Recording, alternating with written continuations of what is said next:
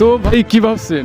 ভাবছেন যে এই কাজটা করলে লোকে আমাকে বলবে একটা গাধা, পাগল, স্টুপিড। আরো না জানি কত লোক কত কিছু বলবে যে এর থেকে বড় গাধা আমি এর আগেও দেখি নাই।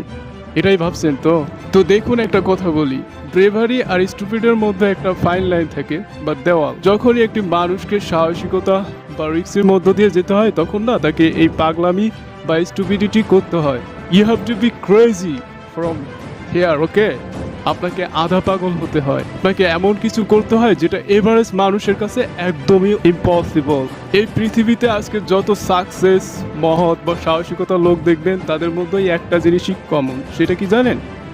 Stupidity, because they know that if I cross this line, তো এটা শুধু আমিই করতে পারি। যারা বুঝবান এবং মাথা খাটিয়ে কাজ করে যারা, তারা কখনোই এটা করতে পারবে না। So you have to be stupid sometimes, because stupid আর ব্রেভারির মধ্যে একটা হালকা লাইন থাকে। So you have to be braver.